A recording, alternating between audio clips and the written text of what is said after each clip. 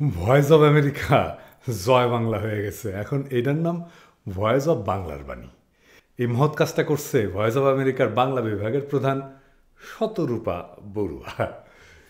এই শতরূপা বড়ুয়ার আব্বুরে কি করছিল জানেন? এই নির্বাচন কমিশনার খোঁজার সার্চ কমিটি হয়েছিল না, সেইটার 101 নাম্বার লিস্টই করছিল। আশা করি এই মহৎ কাজের পুরস্কার হিসেবে কারাল রানী ওনারে এবার 1 নম্বরে নিয়ে আসবেন। গণভবনের এই যে তৈলাক্ত সাংবাদিকরা আছে না, এই তৈলাক্ত সাংবাদিকদের রেসে পিছনে ফেলায় দিছে শতরূপা এলিট একটা তেল মারার তরিকা আবিষ্কার করিয়া। তো আমরা একটা দেখব আজকে যে সে কীরকম এলিট তেল মারার তরিকা আবিষ্কার করছে। তো গণভবনের যে এই যে সমস্ত সাংবাদিক আছে না, এগুলো যে প্রশ্নগুলো করে এগুলো তো খুব অশ্লীল মনে হয়, কিন্তু শতরূপারটা অত অশ্লীল লাগে না। এটা হইতেছে ওর কন্ট্রিবিউশন আর কি। আসেন আমরা একটা দেখি, একটা প্রশ্ন দেখি। হ্যাঁ, শেখ হাসিনার প্রশ্ন করতেছে, মানে ওই গণভবন স্টাইলে আর কি। হ্যাঁ, বলতেছে আপনি বাংলাদেশে, আচ্ছা আমরা শুনে নিই। হ্যাঁ, এই যে শুনেন। আমার পরের প্রশ্ন ভারতীয় উপমহাদেশে ধর্মনিরপেক্ষ রাজনীতি চর্চা নিয়ে। তো আমরা বহুদিন জানি যে ভারতীয় উপমহাদেশে ধর্মভিত্তিক একটি রাজনীতির চর্চা চলে আসছে বহুকাল ধরেই, এবং সেই সাথে মৌলবাদী এবং মৌলবাদের চ্যালেঞ্জ তো রয়েছে। তো সাম্প্রতিক বছরগুলোতে পাকিস্তান তো বটেই, আমরা দেখেছি ভারতেও সেকুলার পলিটিক্স কিংবা ধর্মনিরপেক্ষ রাজনীতি একটা হুমকির সম্মুখীন। তো এই প্রেক্ষাপটে আপনি বাংলাদেশে ধর্মনিরপেক্ষ রাজনীতিকে এগিয়ে নিতে চেষ্টা করছেন এবং সকল নাগরিকের যাতে ধর্মচর্চার অধিকারের সুরক্ষা নিশ্চিত করা যায় তার জন্য কাজ করছেন। তো এই চ্যালেঞ্জটাকে আপনি ভারতীয় উপমহাদেশের প্রেক্ষাপটে কিভাবে দেখেন, এবং আপনি কি মনে করেন যে এই ভারতীয় উপমহাদেশে ধর্মনিরপেক্ষ রাজনীতির ভবিষ্যৎ কি? দেখুন, তো শতরূপা মাজননী সাংবাদিক কি এইভাবে প্রশ্ন করে? হ্যাঁ, ধর্মনিরপেক্ষতা বুঝো কারে বলে? হ্যাঁ, ইতিহাস জানো? আমি শিওর বুঝো না, কোনোদিন পড়ো নাই, মুখস্থ করিস খালি। ওটি আমেরিকাত বসে ধর্মভিত্তিক রাজনীতি প্রভাব ঠেকাবা? হ্যাঁ, বাপরে, এই উপমহাদেশে ধর্মভিত্তিক রাজনীতির ইতিহাস জানো? জানো না, বাপ মারাও। কেন মা জানো নি? ওটি বসে ধর্মনিরপেক্ষ রাজনীতি কেমনে আগায় নেওয়া যায় সে চেষ্টা করিচ্ছ? হ্যাঁ, তো ধর্মনিরপেক্ষ রাজনীতির কি পাও আছে না চাক্কা আছে যে ঠেলা দিলে আগামী? হ্যাঁ, তো মা জানি শতরূপায় সাংবাদিকতা শিখেছ তুমি, তো হাসিনার 23 মেরে দিচ্ছ আর কি। হ্যাঁ, তো হাসিনা নিজেকে এবং আওয়ামী লীগকে কীভাবে প্রজেক্ট করে জানো না তো? না, ইসলামের সেবক হিসেবে প্রজেক্ট করে, ঘোষণা করে যে দেখো দেখো দেখো। শুধু তাই না, আওয়ামী লীগের ওয়েবসাইটে লেখা আছে ইসলাম প্রচারে হাসিনা কত ভূমিকা রাখছে। হ্যাঁ, এই যে দেখো, আর তুমি তারা সেকুলার বাড়াইতেছ। বাবা, সে কিন্তু কঠিন চেতবে তোমার উপরে। আরো দেখো এই যে দেখো তথ্যমন্ত্রী কি কইছে। আরো দেখবা এই দেখো হাসিনারে হজরত বলে তার দলের লোকেরা, জানো এটা? দেখো এই যে দেখো তুমি এটা একটা কাম করলা, তুমি তো হাসিনার পলিটিক্সই বুঝো নাই, তুমি তারে সেকুলার বানাইতে চাইতেছ, তার উপরে ইলেকশনের আগে। হ্যাঁ, সর্বনাশ।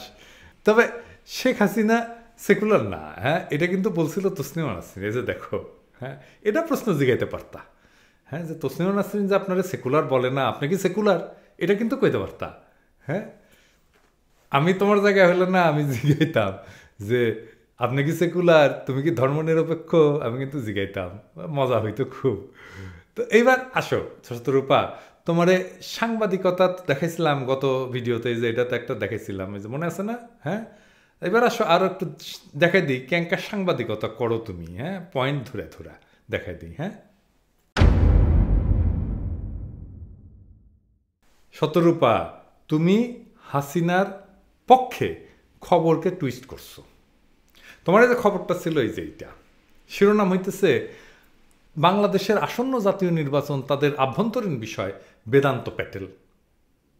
আর বডিতে নিউজ লিখছো এভাবে, হ্যাঁ, যে বেদান্ত প্যাটেল বলেন আভ্যন্তরীণ ঘরোয়া নির্বাচন হওয়ার এর বাইরে আমার কিছু বলার নাই। তিনি বলেন তবে যুক্তরাষ্ট্র চায় যে নির্বাচন অবাধ ও সুষ্ঠু হোক এবং এতে বাংলাদেশের জনগণের ইচ্ছার প্রতিফলন ঘটুক। এইবার কবা যে আপনার অভিযোগ কি? আমার অভিযোগ হইতেছে যে তুমি বাক্য দুইটারে আগে পিছে করছো, আগে পিছে করে দেখানোর চেষ্টা করছো যে আমেরিকা বাংলাদেশের রাজনীতির ব্যাপারে যেন আর আগ্রহী না। অর্থ হয়ে গেছে এইটা, বুঝছাও? হ্যাঁ, ভাষা নিয়ে খেলছো, খুব চালাকি করছো, ভাবছো এটা কেউ ধরতে পারবে না, তাই না?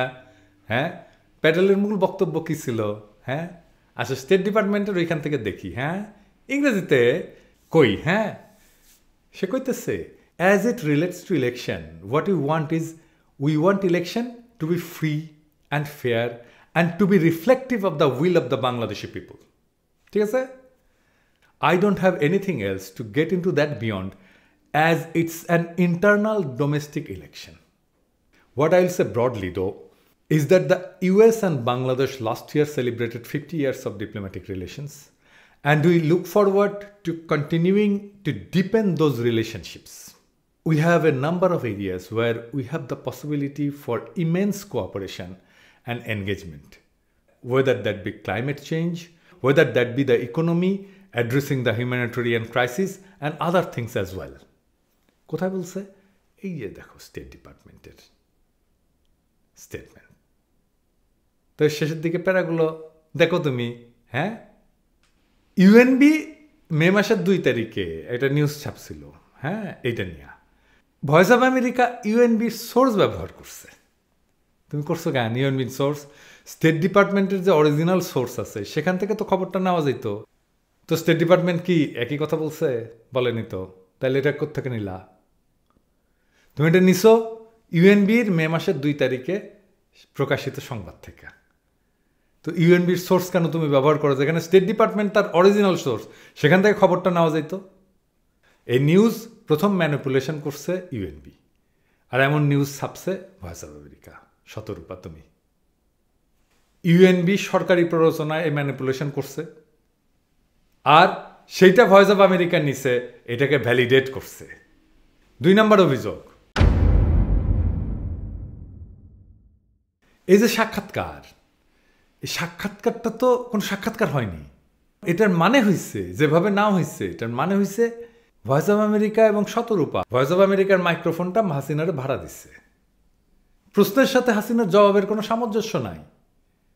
প্রসঙ্গ ছাড়া বক্তা একদিকে চলে গেছে, সেটা নিয়ে অ্যাঙ্কার যে তার কোনো মাথা ব্যথা নাই, তার কোনো প্রতিপ্রশ্ন নাই, কাউন্টার প্রশ্ন নাই। মানে হাসিনার বিরুদ্ধে অভিযোগগুলো কি?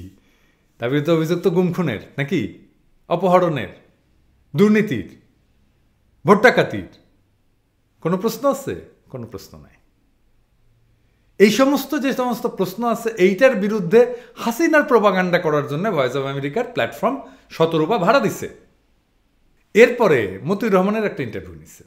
প্রথম প্রশ্নটা কি শুনেন। মতিউর রহমান, আপনাকে আমাদের ভয়েস অফ আমেরিকার এই সাক্ষাৎকারে স্বাগত জানাচ্ছি। আমার প্রথম প্রশ্ন, সম্প্রতি প্রথম আলো অফিসে কিছু দুর্বৃত্ত হামলা করে আপনাকে এবং আপনার পত্রিকাকে হুমকি দিয়েছে, এবং এরা যে বর্তমান সরকারের সমর্থক তা লুকায়নি।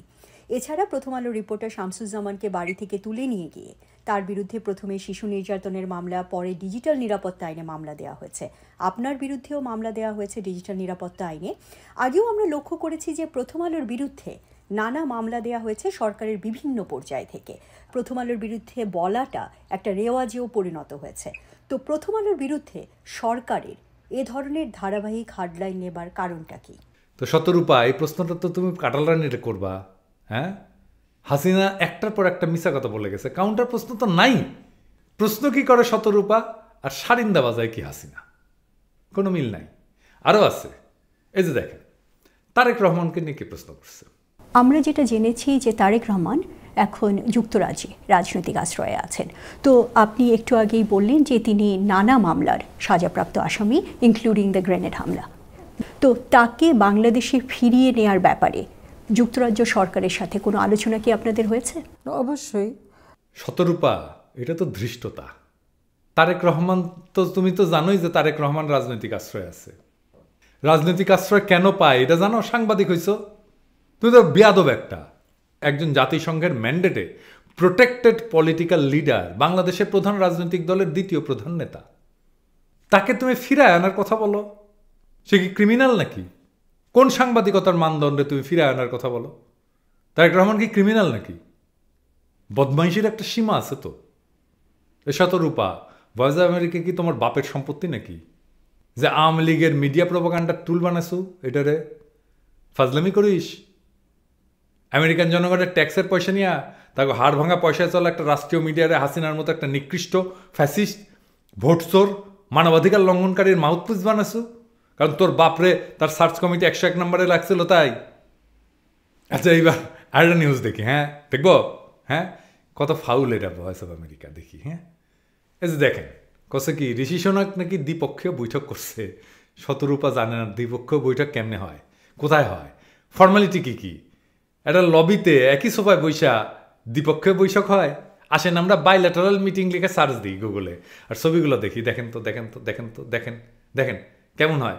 হয় টেবিলের দুই দিকে বসে দুই পক্ষ, অথবা দুই নেতা দুই সোফায় বসে, পিছনে দুই দেশের পতাকা থাকে, তাই না? এটা একটা খুবই ফর্মাল মিটিং, সবসময় এটা দেখবেন। একই সোফায় বসে দুই পক্ষের মিটিং করে নাকি রে ভালসুন, হ্যাঁ। আর ছবি তুলছে মোবাইল দিয়া, এমনকি ঋষি সোনাকের হাত নড়িচ্ছে, হ্যাঁ ওই হাতের ইয়েটা নড়াচড়াটাও ওটা ধরতে পারে নাই, এমনই একটা আনপ্রফেশনাল মোবাইল দিয়ে ছবিটা তোলা। আমার কথা বিশ্বাস করতে হবে না শতরূপা, তোমার প্রিয় দল বাকশালের মন্ত্রীর কথা বিশ্বাস করবা তো নাকি? এই যে দেখো কি লেখছে নফেল, কুশল বিনিময় করে, এটাই ওই ছবি, ওটাই ওই ছবির সামনে সোফায় বসে ছবি তুলছে। এটা দ্বিপাক্ষিক বৈঠক হয় কেমনে? আজিব বাদ বটে। কাঁচা খুইলা এমন সার্ভিস বাংলার বাণীও দিতে পারতো না। আরও আছে এই যে মতিউর রহমানের সাক্ষাৎকার নিচ্ছে না, এই যে এখানে দেখেন টাইটেল কি করছে। মতিউর রহমান বলছে রাজনীতি বা দেশ পরিচালনায় সেনাবাহিনীর হস্তক্ষেপ নাকি দেশের মঙ্গল বয়ে আনে না। এটার টাইটেল করছে শতরূপা। তো শতরূপা এটা হাসিনার কথা না, কয়েকদিন আগে বলছে না? হ্যাঁ হ্যাঁ, এখন এবার এটা রিপিট করলা, হাসিনার কথা মতিউর রহমানের দিয়ে বলাই নিলা না? হ্যাঁ তো শতরূপা, এটা যখন মতিউর রহমান বলবে কবে, তো তোমার বলা উচিত ছিল না যে আপনি কেন 111 করছিলেন? হ্যাঁ তাহলে তো দেশের মারছেন আপনি, নাকি বলছি তাই নাকি অশ্লীল হইয়া গেল? হ্যাঁ আরে বাল, এটা তো ফিগার অফ স্পিচ। বালের সাংবাদিকতা করবা, আর বাল আমি তোমার কিছু বলতে পারবো না, বাল তোমাদের মতো সাংবাদিকদের।